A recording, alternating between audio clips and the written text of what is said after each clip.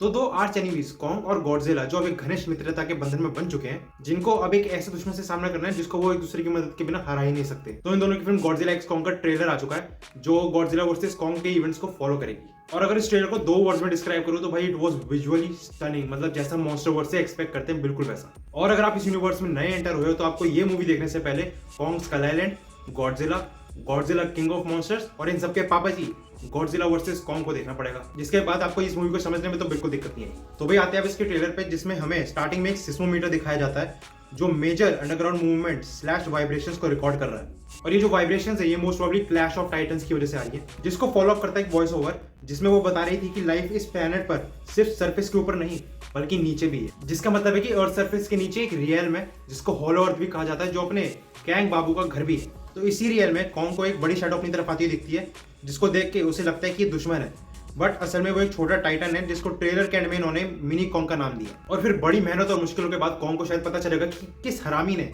इस रियल के टाइटन्स को मारा था, जिनके स्केलेटन्स हमने गॉडजिला वर्सेस कॉन्ग में भी देखे और शायद इसमें भी देखेंगे। और फिर दर्शन होंगे उस मॉन्स्टर से जो अब इस हॉलो अर्थ और ह्यूमन वर्ल्ड में तबाही मचाने वाला है। तो ये monster most probably orangutan species का एक टाइटन लग रहा है, जिसका नाम है स्कार किंग, जो कॉन्ग जैसे दिखने वाले ग्रुप को रूल कर रहा है, या दूसरी भाषा में कहो तो उन्हें अपना गुलाम बना के रखा है। तो भाई स्कार किंग को हराना अपने बेचारे कॉन्ग से अकेले तो नहीं हो पाएगा, बेशक वो उससे लड़ने से पीछे नहीं हटेगा, बट उससे हरा नहीं पाएगा। तो स्कार किंग को हराने के लिए अपने लेजेंडरी गॉडजिला को आना ही पड़ेगा, जो फिलहाल अभी एक आईसी टाइप कोकून में हाइबरनेशन मोड में है, और सिंपल भाषा में कहूं तो लौंडा अभी बहुत गहरी नींद में। और सरप्राइजिंगली उसके अराउंड एक पिंकिश ग्लो है। अब ये ग्लो क्यों है वो तो भाई मूवी में पता चलेगा। और फिर जैसे ही वो नींद से जागता है तो उसका एक नेवर सीन बिफोर अवतार देखते हैं, जहां उसके स्पाइक्स, उसके एटॉमिक ब्रेथ सब कुछ पिंक हो गई है। अब इसकी वजह शायद ये भी हो सकती है क्योंकि वो इतने टाइम से हाइबरनेशन मोड में है, तो शायद उसकी वजह से उसका एक अल्टीमेट फॉर्म बाहर आ गया है, जिसकी वजह से हो सकता है कि वो और पावरफुल हो गया।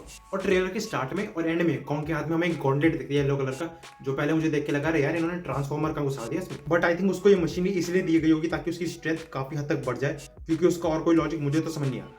तो भाई इस मूवी को देखने के लिए मैं बड़ा एक्साइटेड हूँ। मतलब मैं दोबारा गॉडजिला और कॉन्ग को साथ में लड़ता हुआ देखना चाहता हूँ, जहां वो स्कार किंग की मार के सुझा दे, जैसे इन दोनों ने गॉडजिला वर्सेस कॉन्ग में मेका गॉडजिला की धज्जियां उड़ाई थी। और मैं सच बोल रहा हूँ, इस ट्रेलर में मुझे एक भी खामी नजर नहीं आई। मतलब मैंने दो बार ये ट्रेलर देखा, पहला एंजॉय करते हुए और दूसरा वो चील वाली नजरों से कि कुछ तो मिले गलत चीज, कुछ तो खराब चीज मिले, वही है ही नहीं।